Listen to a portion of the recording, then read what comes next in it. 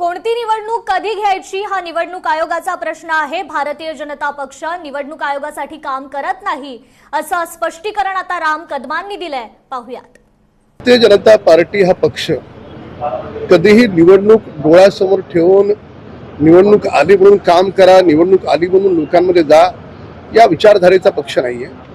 त्यामुळे प्रत्येक दिवस हा लोकसेवेसाठी समर्पित असं कर्मठ कार्यकर्त्यांच्या पूर्णपणे लोकांमध्ये राहण्याच्या वृत्तीतून हा वाढलेला पक्ष आहे। त्याच्यामुळे कोणती निवडणूक कधी लागेल हा अधिकार निवडणूक आयोगाचा जरी असला तरी निवडणूक कधीही लागली तर पक्ष म्हणून आम्ही सज्ज आहोत आणि महायुती म्हणून देखील आम्ही पूर्णपणे सज्ज आहोत। राहिला प्रश्न महाराष्ट्राचं जे अधिवेशन जे आहे ते पुढच्या सोमवारपासून म्हणजे येणाऱ्या सोमवारपासून सुरू होईल, रविवारपर्यंत चालेल आणि विरोधी पक्षानं ज्या प्रकारची त्याच्यावर टीका केलेली आहे त्या बाबतीमध्ये वस्तुस्थिती अशी आहे की ज्यावेळेस त्यांचं सरकार होतं, माननीय उद्धव ठाकरे जे मुख्यमंत्री होते तेव्हा 2 दिवसात अधिवेशन आटपणारे हे लोक आम्हाला शिकवणार आहेत अधिवेशन किती दिवसाचं घेतलं म्हणून।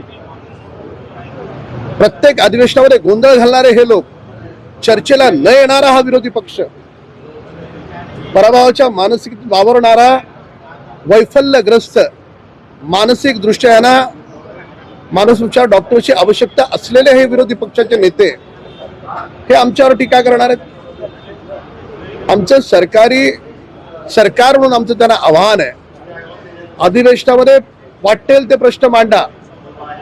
आदरणीय मुख्यमंत्रीजी आणि दोन्ही उपमुख्यमंत्री सरकार तुमच्या प्रत्येक प्रश्नांची उत्तरं द्यायला तयार आहे, पण ज्या पद्धतीची टीका होते की कमी दिवसांचं अधिवेशन, तर त्यांनी स्वतः आरशात पाहावं की तुमचं सरकार होतं तेव्हा 2-2, 3-3 दिवसाचं अधिवेशन घेत होतात हे अजून महाराष्ट्र विसरलेला नाही। सेम एवढे